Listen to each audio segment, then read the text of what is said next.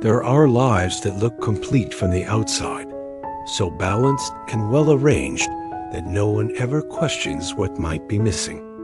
Akari's life is one of those. ただいま。おかえりなさい。今日も疲れた。お疲れ様。ご飯すぐできるわよ。She has been married for many years, long enough for the early excitement to settle into something steady and dependable. Her husband is a successful young businessman, disciplined, focused, and respected in his field. His work provides the family with comfort and security, allowing Akari the freedom to choose how she spends her time, especially within the quiet rhythm of home. On most days, that freedom feels like a privilege. The house is orderly, the routines predictable. Mornings begin without urgency. Afternoons pass gently. Evenings arrive with a familiar stillness. There is no chaos here, no crisis demanding attention. And yet, within that calm, Akari sometimes notices a subtle sense of distance, not dramatic, not overwhelming, but present enough to be felt. It is the kind of feeling that does not announce itself loudly. It simply lingers, waiting to be acknowledged. Her days often follow the same pattern. Small household tasks, moments of rest, brief messages exchanged with her husband between meetings. None of it is unpleasant. In fact, much of it is comfortable. But comfort, when repeated without variation, can quietly turn into monotony.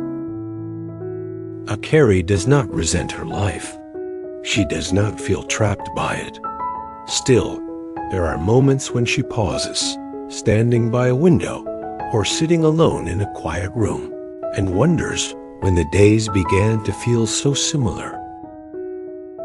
What makes this feeling confusing is that there is no obvious reason for it. Her marriage is stable.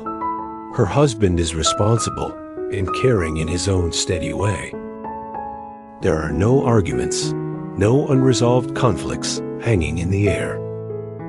They share meals, exchange polite smiles, and move through the evening side by side.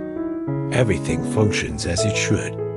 That is precisely what makes the unease difficult to explain. Akari is aware enough to recognize that the feeling is not about dissatisfaction with her husband or regret over her choices. It is something quieter, something internal. A subtle longing for connection.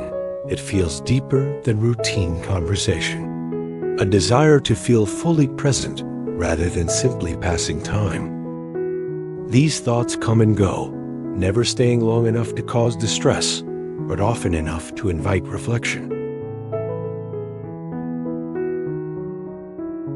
At first, she tries to dismiss them. She reminds herself of the many people who struggle with instability, uncertainty, or constant pressure. Compared to that, her life is gentle, safe, predictable. Gratitude, she believes, should be enough to silence doubt. And sometimes it is. The feeling fades, replaced by appreciation for what she has built. But it always seems to return, especially during long afternoons or quiet evenings when the house feels larger than it needs to be. There is no sense of urgency in these moments, only a mild emotional fatigue that arrives without warning. Akari does not label it as loneliness. That word feels too heavy, too absolute. Instead, it feels more like a pause of space where she becomes aware of herself, her thoughts, and the passage of time. She begins to notice how easily days slip by when no one is truly paying attention to them. Her husband's schedule plays a role in this, though she never blames him for it. His work requires focus and long hours, and he carries that responsibility seriously.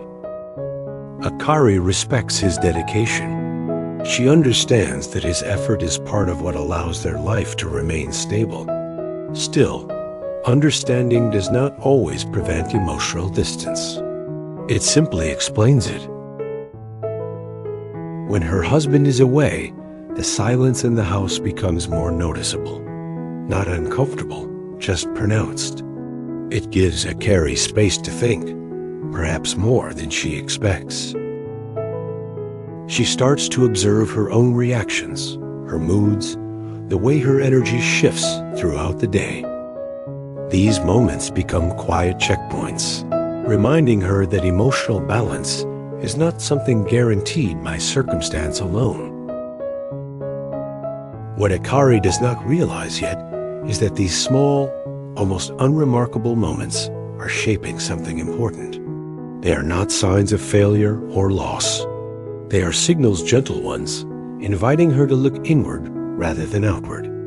She is simply noticing them, acknowledging their presence without fully understanding their purpose. And for now, that awareness is enough to keep her attentive, listening carefully to a life that appears complete, yet still has something to teach. As days pass in a familiar rhythm, Akari begins to notice a quiet restlessness within herself. It is not sadness, but awareness. The routine is not wrong. It is simply revealing feelings she has long ignored.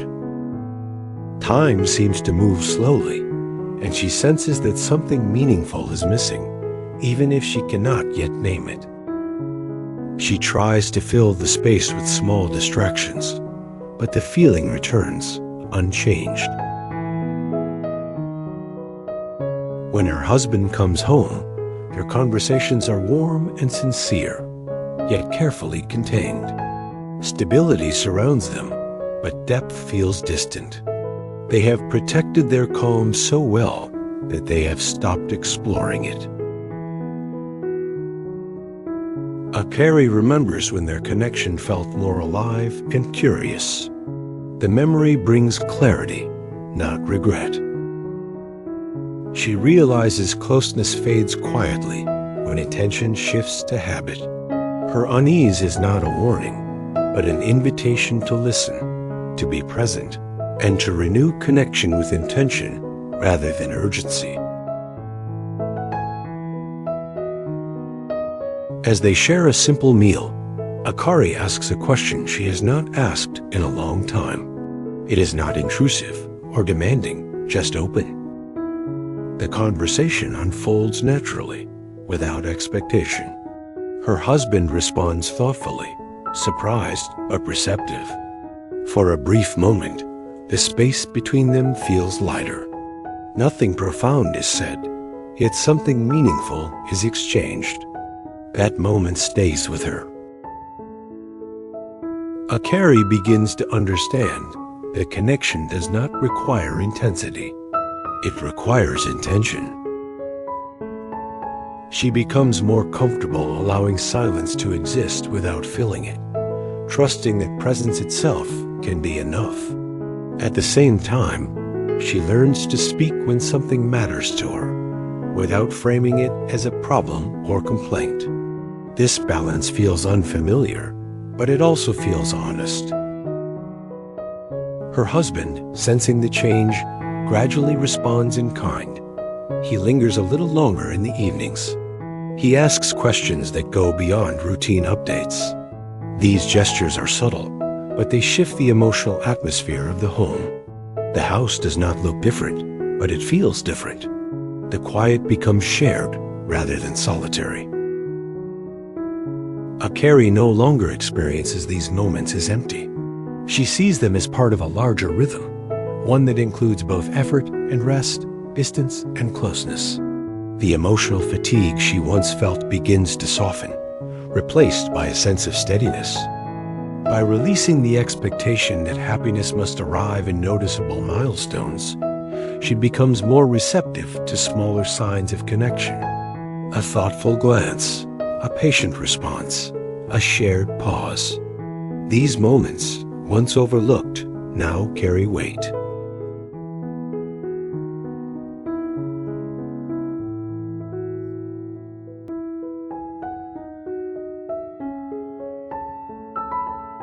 As weeks pass, Akari reflects on how easily stability can be mistaken for completion.